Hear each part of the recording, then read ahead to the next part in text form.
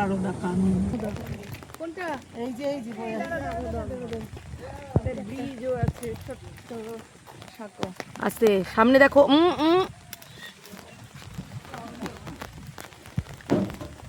দিদি এক্সপ্লেন করো, দিদি এক্সপ্লেন করো, একটুখানি বলো কি বললে এটা বলো। এইটা হচ্ছে আমোদর নদ। হ্যাঁ, এখানে কি ব্যাপার? দামোদর নয়, আমোদর। আমোদর।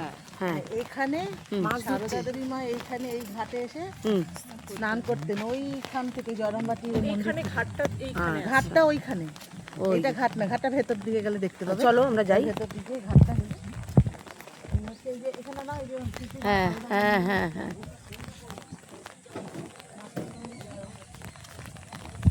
এই জবা ফুলটা না,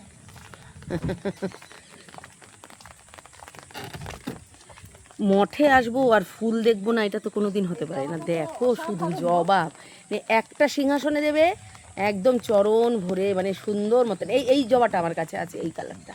এইটা আমাদের বাড়িতে আছে, কিন্তু ওইটা নেই। ও দেখো গো, পদ্মগুলো দেখো। এটাই তো বললাম। এই যে এইটা হচ্ছে মায়ের ঘাট। আচ্ছা চলো মায়ের ঘাটটা দেখাই।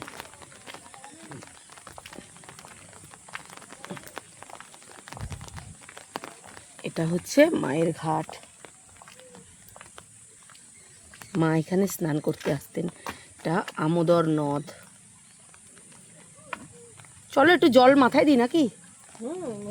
হ্যাঁ চল, হ্যাঁ যাচ্ছি। ওম হ্যাঁ, মা বাচ্চাদেরকে স্নান করাচ্ছে। কোথায়? ও আচ্ছা আচ্ছা আচ্ছা আচ্ছা, এই যে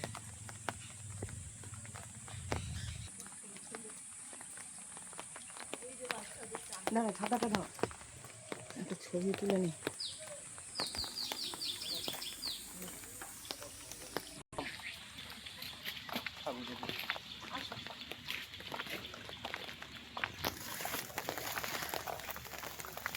দেখো বৃষ্টি পড়ছে, দারুণ ওয়েদার। আর বৃষ্টি তো আমার সব সময়ের প্রিয়।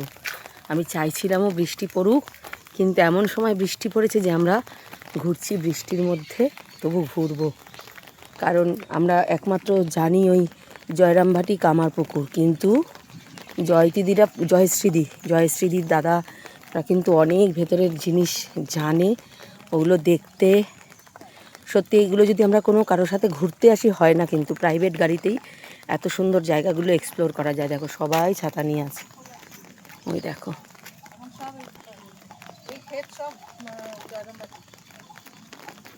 আসো,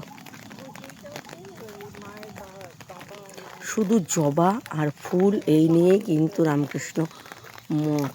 এটা হচ্ছে সারদা মায়ের, এই ঘাটে সারদা মা স্নান করতে আসতেন। কি অপূর্ব সুন্দর।